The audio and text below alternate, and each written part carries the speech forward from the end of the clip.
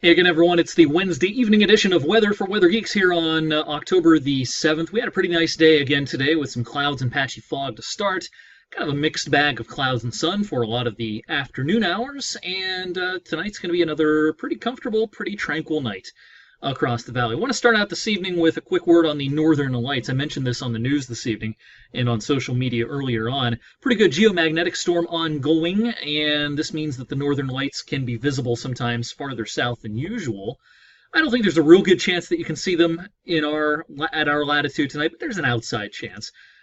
Certainly a better chance as you go up into Michigan, northern New York, and up into Canada as well. But if you live in a dark countryside location away from light pollution, well after sunset, after it's good and dark, take a look at the northern sky. Outside chance that you could see kind of a sheen from the auroras. So always kind of interesting when that happens. It's rare that we get to see them this far to the south. And again, don't want to emphasize this too much. I think it's a pretty small chance. All right, we're a week into October. Here's a look at the temperature anomalies for North America so far this October. It's been a warmer than average month so far up in central Canada, parts of the Northwest, the Rockies, cooler than average south and plains, parts of the East Coast. Now, locally, it looks like we've been below average, but we are actually here in Youngstown about a degree above average for the month so far. And I suspect that anomaly will continue to grow over the next week because we're going to have more mild temperatures. Sure, there's a cool down coming at the start of the weekend, but more often than not, we're going to be above average for the next 5 or 6 days. So that's kind of the word on the temperatures. Our weather situation tonight is a quiet one. The sky continues to clear, and with light winds and a clearing sky and some residual moisture, we do have a recipe for some scattered fog, I think. Perhaps even a little more widespread and a little thicker than the last couple of nights. Here's the sounding tomorrow morning. If you're unfamiliar with this, there's a lot going on here, but essentially what you have here, the red line is the temperature as you go up through the atmosphere. The green line is the dew point. We live down here at the bottom of the graph, and then as you go up, that's up higher through the atmosphere. So down here near the ground, you notice there's some gray color shaded in here. That means the air is just about saturated, and we have an inversion later on tonight. In other words, the temperature warms as you go up through height, through the atmosphere, up with height through the atmosphere, I should say, and that moisture is trapped underneath that inversion. That's a good recipe for some fog. So tomorrow morning, I think the fog could be a little bit more of a problem than it has been over the last couple of mornings. So something to watch out for there. What we're going to be watching out for as we head into Friday is rain. Now, it certainly doesn't look like much now, but here's our next system. This is kind of an Alberta Clipper type system. If this were January, we'd be talking about snow squalls, but this is October, thankfully. And this is going to dive like this, kind of like an Alberta Clipper does, and bring us some showers as we go into the day on Friday. Let's show you the latest and greatest North American model here, NAM model, and bring up Friday's map. We'll start out in the morning. Here we are at daybreak right here, Friday morning. This isn't going to be a lot of rain. Certainly not a wall of water coming through, but here's our cold front pushing through. Some showers at the bus stop Friday morning and as you head off to work.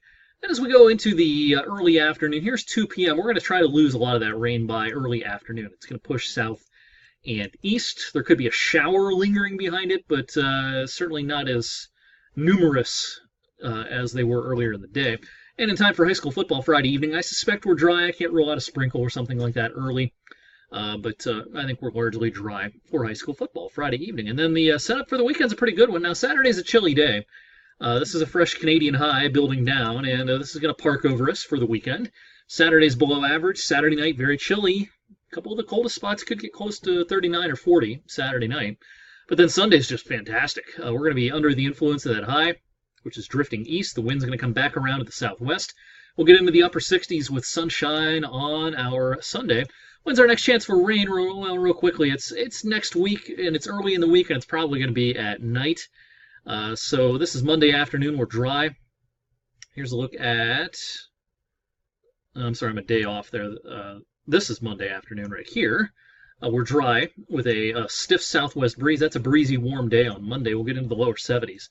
And then here's a look at Monday night, and this is our weak chance for showers. GFS is showing very little here, in fact, nothing. Other modeling does bring some showers down with that front Monday night. But it'll be at night, and then we're going to cool off a bit for a couple of days, Tuesday and Wednesday, as a fresh Canadian air mass builds in. And look at the snow up in Canada. That's a pretty good snowstorm up there around Hudson Bay, middle of next week. We'll be talking about that here before you know it, but that's well off into the future. Let's not focus on that. Let's focus on the good news, and the good news is that our climate models are still pointing towards a warmer than average fall, and certainly the odds are tilting towards a better winter than we've had over the last couple of years. Here's a look at November's outlook on the climate forecast system model. These are temperature anomalies showing very little cool weather across the U.S. I think this is probably overdone with the warmth, particularly in the southern tier states. I think the South could have a cool November. But up here where we live, I think the odds favor November to be at or above the average as a whole. Now, sure, there's going to be some cold days in November, but as a whole, November probably ends up being on the mild side. What about precipitation? Again, kind of a classic El Nino look here. Strong El Nino, really starting to influence the pattern a lot. So November looking kind of wet in the south and along the east coast, but dry Midwest up into the plain states. This is a classic El Nino signature. So November not likely to be particularly rainy, at least compared to average. Get some rain, sure.